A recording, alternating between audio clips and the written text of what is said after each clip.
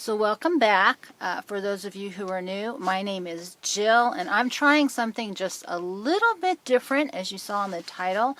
I'm calling this an unfiltered point of view. And as you saw in the title, the reason I'm making this video is I'm calling the video I Do Care and You Are My Problem, because I keep having this experience with people out in the world where they say, I don't care, it's not my problem. And if they're a certain age, they follow it up with saying, I'm just going to let the younger generation handle it. And that really is, I don't want to say upsetting, but it's concerning.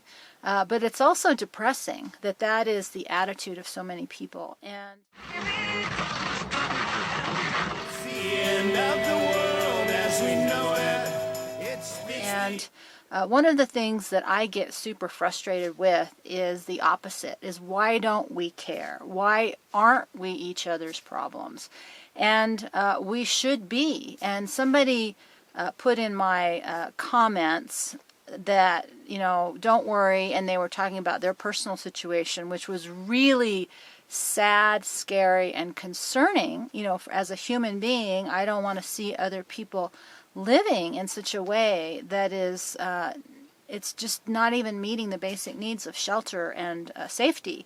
And at the same time, somebody kindly offered me a place to stay, and we're in this really bizarre place in the world where we spend trillions and trillions of dollars killing each other, of tearing things apart. We spend money on gambling, on pornography, on drugs, on entertainment, but we don't spend hardly any energy, because I don't think it's a money problem. I think it's a focus and desire problem on taking care of each other. And it's a double-edged sword. We all know that no good deed goes unpunished. I also know as a social worker that giving people everything for free, it doesn't work. As humans, we benefit from putting effort into our own survival.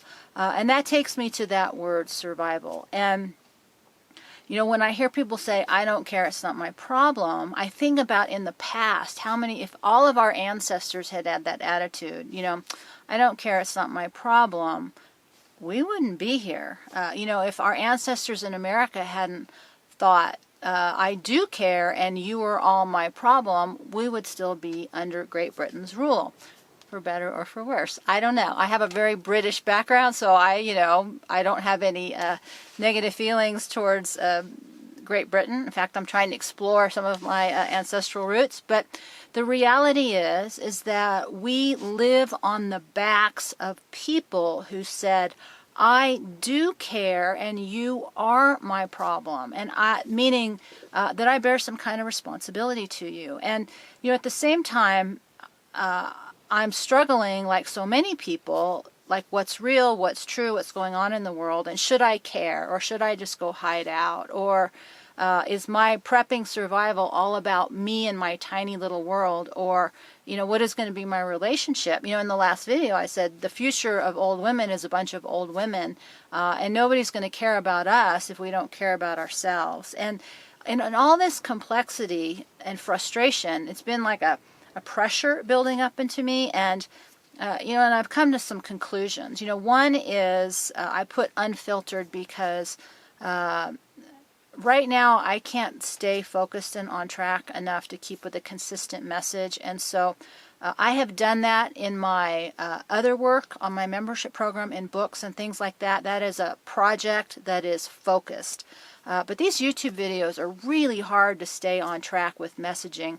I know other people can, but I can't. So I put up in that slide, as you saw, I'm disabling the comments because I want to stay on track with what I want to talk about. And it's really hard for me because I feel this need to respond to people, and I feel everybody's energy, and that just takes me all over the place. And the other thing that bothers me a lot about the comments is that is just artificial intelligence building a profile on you. It doesn't serve anybody. I don't read a lot of them. Most of them are good. Some of them are off the wall, but it just I think I love that people care and they want to connect, but in the bigger picture, it is so detrimental to our survival as a species. And this morning, as I was spending some time thinking about, why do I have all this pressure in me? What am I supposed to be talking about? Because I don't feel like I'm supposed to just sit here and do nothing. Because as I keep saying, I want to save the world, but I do care, and you are my problem. And if you understood the construct of the law of the universe, you would understand we're all each other's problem. We don't get home to God or source or whatever you want to call it until we care about each other. And that's just a fact. I mean, of everything, that's real or true, and I don't know, but I do know that we survive with each other, and we only survive as a species when people in front of us cared enough about the people behind them to do what it takes to keep humanity alive. And as we hit this crossroad of humanity, where we're deciding, are we going to stay human, or are we going to give up our humanity and move into an artificial technology world where we give ourselves over? I believe the answer is to stay human, because I don't think the road home to truth and to God and to what is real lies in giving my power over to anyone or anything, whether it be one human, one divine entity, or one great big artificial God. I think our truth lies within us, but I'm finding for myself and so many people, it's getting harder and harder to tell what the truth is. And as I'm doing all this big thinking, I've got the dog who's over there sleeping, that I look at him and there's just no moment where I just don't love him and want to take care of him. And how do we stop feeling that for each other? I don't understand that. And everything that I've tried to do in these formats is about, I do care and I want what's best for you. And all the different reactions and why they're upsetting to me, and where I've fallen in this process, and you don't know anything, or you think you're smarter than everybody, or who are you, what do you know? I've gotten in the past a lot of flack from, you think you know everything, you want to be a leader. And I thought, my experience with leadership is everybody hates you for being a leader. Like in school, unless we got the good grade, then you were okay. But in the meantime, everybody hated you. And I've never wanted a leadership role. But what I do recognize is I want to stop being less and waiting for other people to be more. I don't want to lead. I want people to rise up, and I want you to be stronger. I want you to be happier. I want you to be healthier. I want you to be mentally sane, and I want you to be emotionally stable. And I know that takes a lot of work and effort. I learned that professionally. I've had to deal with that personally. We all see that happening around us, and as we move forward into these questions of what's real and what's not real, who are we supposed to care about, and why don't we care? I think that the real cornerstone of survival in our world right now is not our physical survival or safety someday in the future. I think it's our mental sanity and our emotional stability. And until we get really honest about that, we're in for some really big trouble. And so I was thinking about, well, what is it that is real? And I think that when we're looking for truth in other people, other places, other things, there's never going to be a landing spot that's going to be 100%. And no matter who your idol is, right, they're always going to fail and fall at some point in time. But the thing that we all have in common is our survival, both individually and as a species. And if I was really to truly measure the level of insanity, because I thought, well, what really is this degree of sanity? How would I describe that? I think any species that abdicates personal responsibility for its own survival has moved into a state of insanity. And in that way, humans are wildly insane. And we think about survival as something that we have to prepare for someday while we're in the process of being exterminated.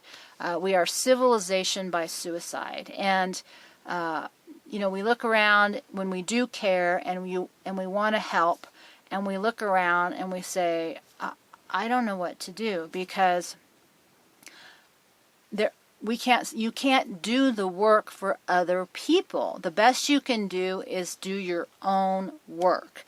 And in my experience as a social worker, and with my stuff online, is that most humans aren't interested in taking personal responsibility. In fact, if you want to get rid of people super fast, you start confronting the reality about what's real and what's not real, and about their own survival. And when I brought up these ideas of respect, these are some of the questions I have to ask myself. Am I being responsible for my own survival, or am I just playing a game in my head and preparing for something someday?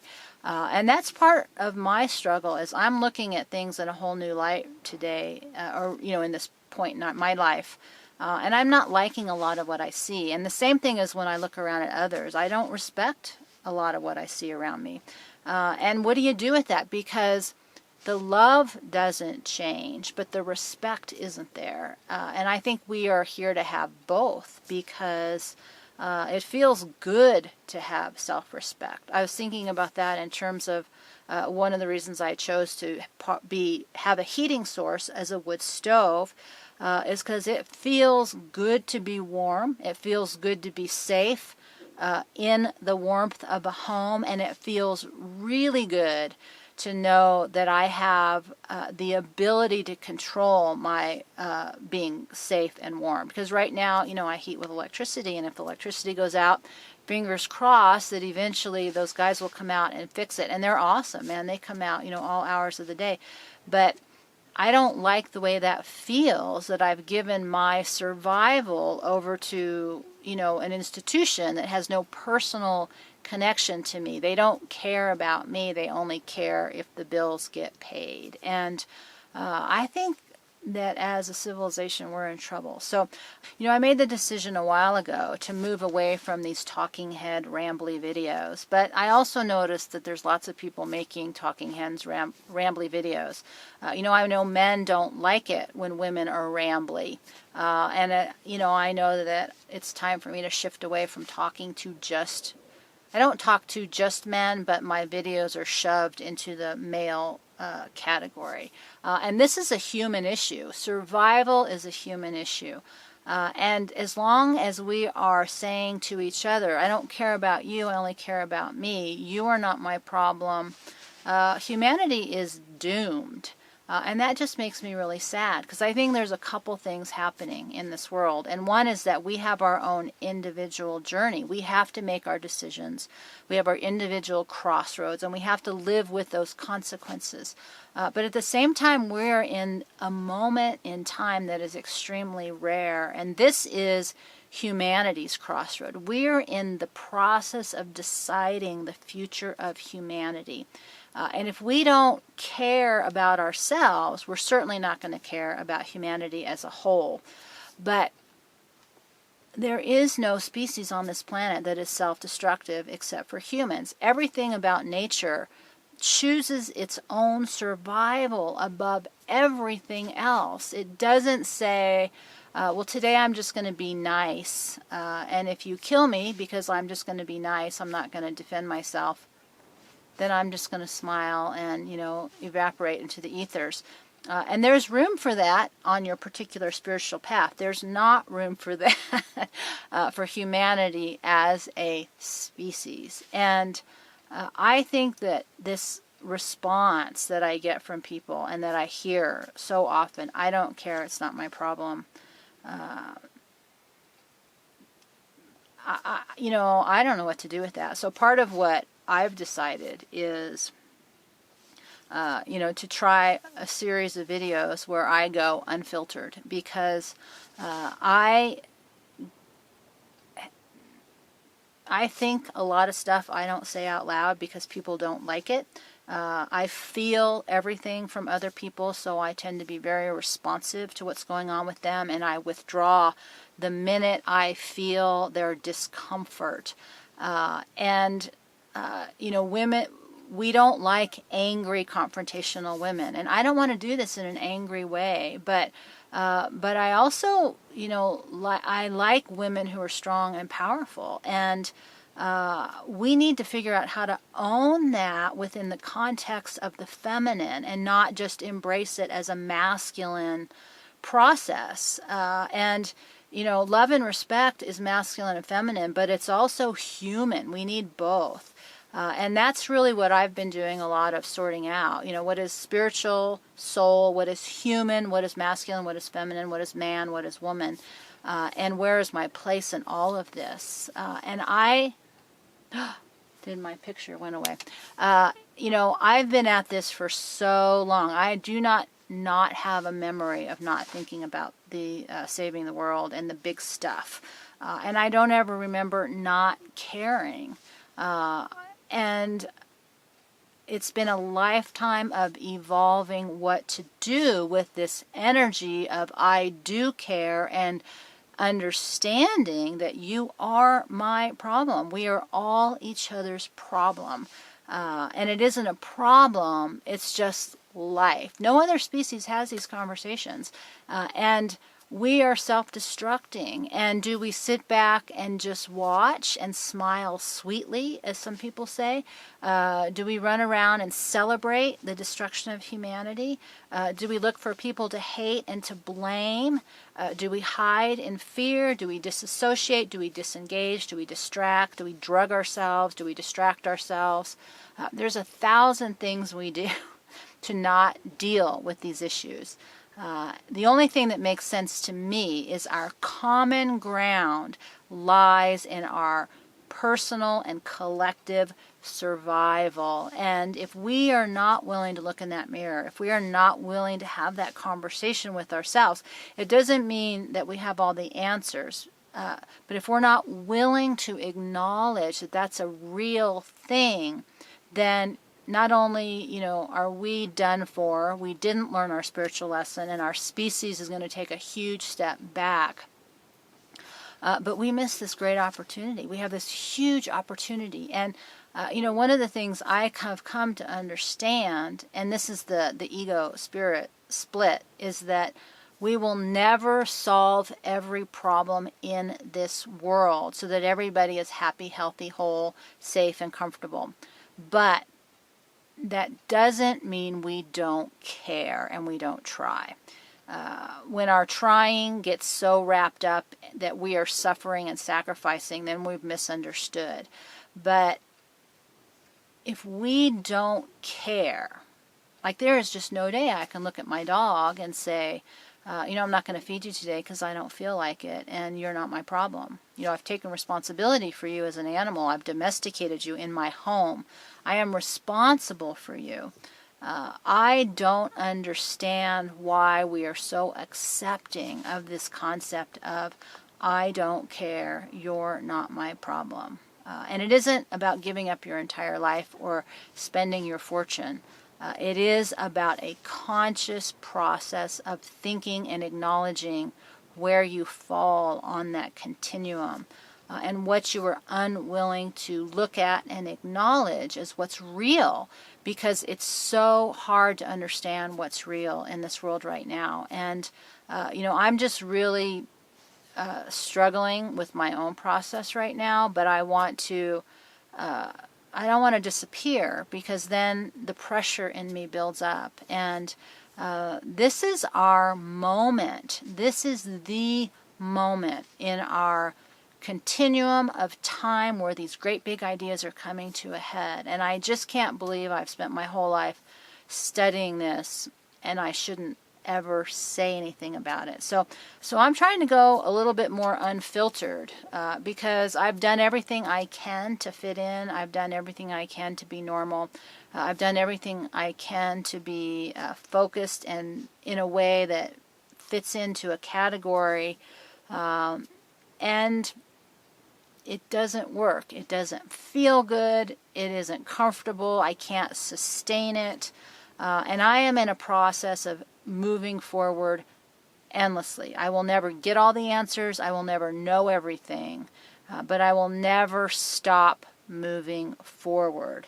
But I do know that the constant for me is I will never stop caring, and I will never abdicate the idea that I'm not responsible for my brothers and sisters in this world, for all life. For that's what being connected is we're connected. What happens to you happens to me, which happens to everybody.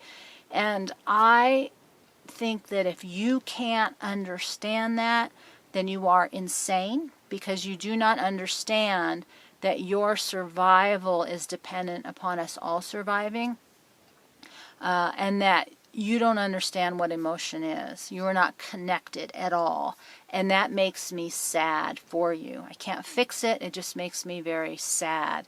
But it also makes me want to commit more to this idea that the only place that we have all our common ground come to is that if we don't care about our personal and collective survival as human, then we are insane. Because there's nothing in this universe that wants to kill itself off that has anything to do with whatever the creative force that you want to call it is, God or source or whatever. The very essence of the creative force of all that is life itself. If you don't want to preserve and save life, then that's just like, I don't even know what to say about that. So I'm going to stop there. I'm going to say thank you for listening. If any of one of you got to the very end of this video, and we're going to try this rambly, unfiltered process for a bit, because there's just a pressure building in me, and I don't know what to do with it, and I can't write it out anymore, and I can't do a lot of heavy editing. So we're just going to ramble, and with that, my friends, someday we'll have a campfire, but for now, we're just going to take a deep breath. Links are below, and I will see you next time.